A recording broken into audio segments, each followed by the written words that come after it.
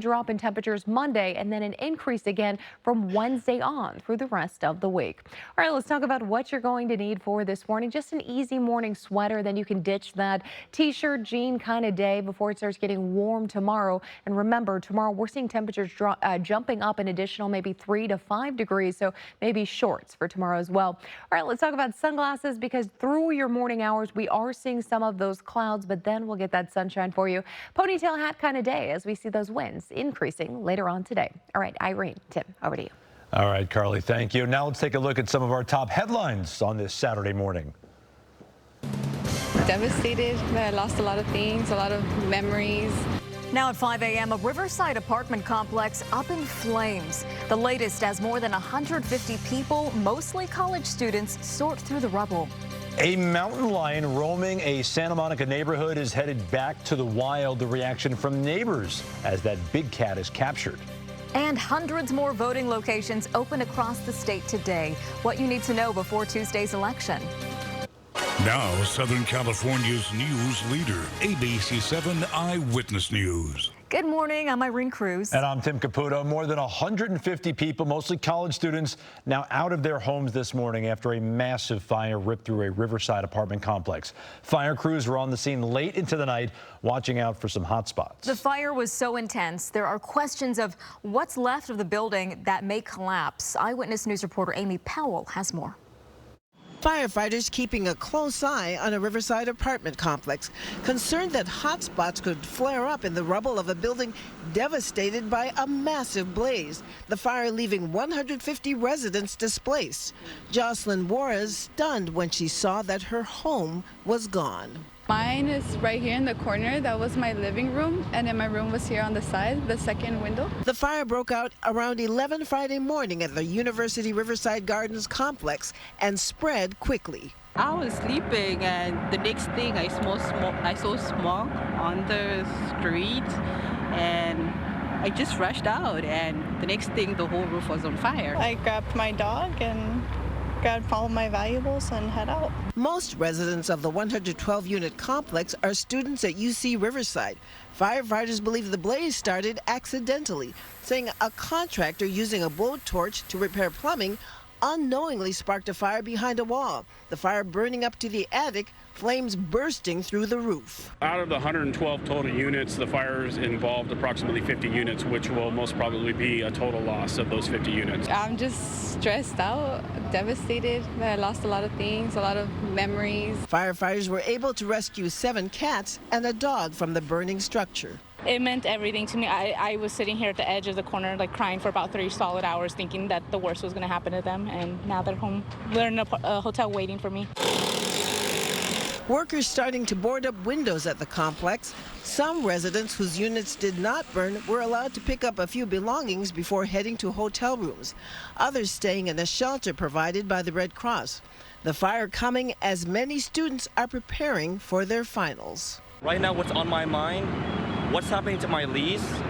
What is happening to my clothes and my computer? And why is this happening during final weeks? Amy Powell, ABC 7 Eyewitness News.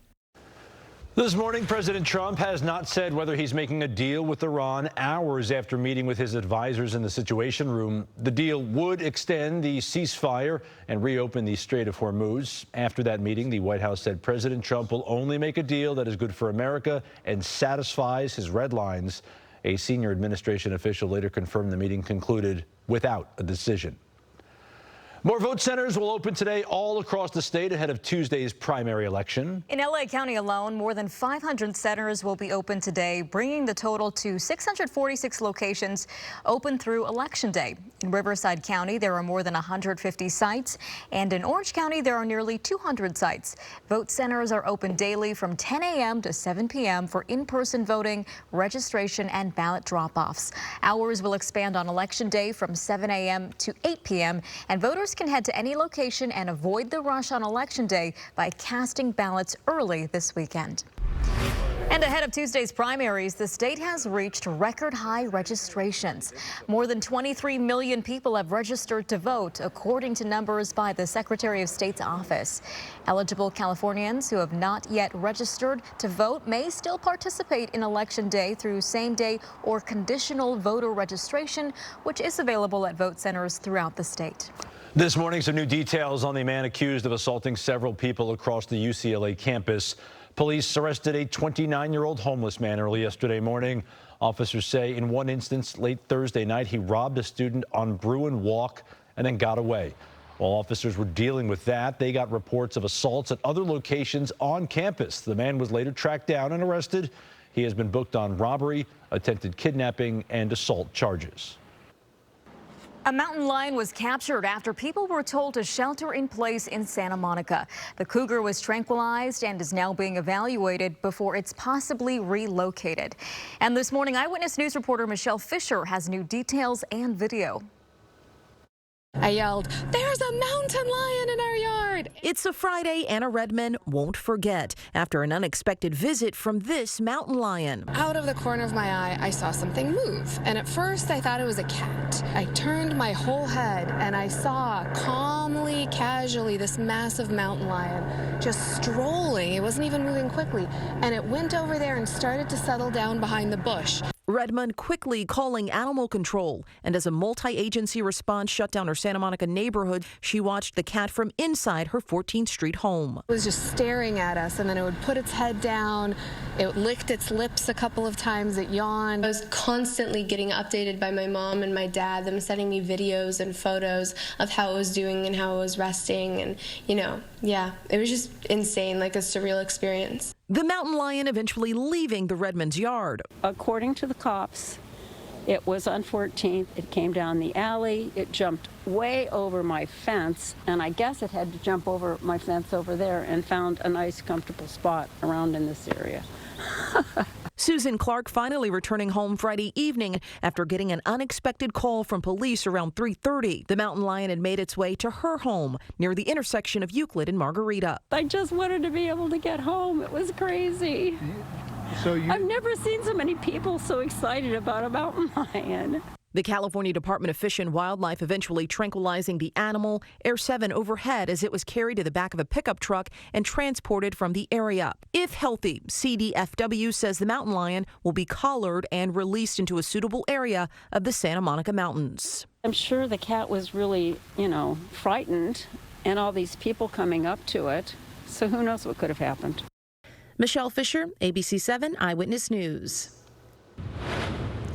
Opening today, an extraordinary reminder of what was lost in the Palisades fire. Dozens of homes, businesses, and landmarks have been recreated in miniature. It's the brainchild of high school student Luca Del Bello. He calls it the Palisades Collective. He flew to Japan and commissioned professional miniature makers to do the recreations, including Palisades Elementary and Moonshadows Restaurant. I started this, my parents asked me if I wanted to replace my toys or my clothes, but I decided that 4 or 5 months after the fire, I really realized the one thing I missed the most was the community. The exhibit also includes miniatures representing what was lost in the Eaton fire as well. Again, it opens today at the Emico House in Venice. It took me a second to realize that these were miniature figures for the brain to process that this was not actually the Palisades. They're really good. Really interesting to see. Yeah. Let's go now to Carly. We are warming up today, so it's going to be a great weekend for anyone wanting to get outside. Definitely going to be a beautiful weekend. I know we've been getting kind of a lot of clouds in and out throughout the last few weeks, and even got some of that rain, some spotty drizzle yesterday morning. Now we're starting to get more of that clearing and warm up. Taking a look over California Adventure, we are seeing a little bit of clouds overhead, but no drizzle this morning. As of yesterday morning, we had some. Otherwise, 57 degrees and a very calm wind this morning. So sweater and jacket if you're heading to Disneyland this morning. You're going to want it, wrap it around the waist, and then you'll have it later on this evening. All right, 50 degrees right now in Ojai, 53 Santa Clarita, 44 in Wrightwood, 56 Ontario. You're looking at 59 degrees right now in Anaheim, Long Beach at 55, San Clemente 59. You can notice notice we are seeing a few clouds in and out, as well as some patchy areas of fog. Some of that fog in our valley spots. Mostly we're seeing just a few clouds along the coastline. LA looking at 55 degrees, 61 in Redondo. All right, over the next few hours, we'll see temperatures rising into the 70s as we get to about 11 a.m., 78 degrees by 3. And then as we start moving into later on this evening, 68, but definitely looking at a lot more sunshine. Highs will be right around the mid-70s for downtown LA and the inland Orange County area. Otherwise, our valley's inland empire, you're looking about 83, 82 degrees. We'll talk more about this heat up headed our way coming up, guys. All right, Carly, looking forward to it. Epstein survivors are demanding answers from former Attorney General Pam Bondi, what we know about her closed-door congressional testimony. Plus, a taste of the World Cup.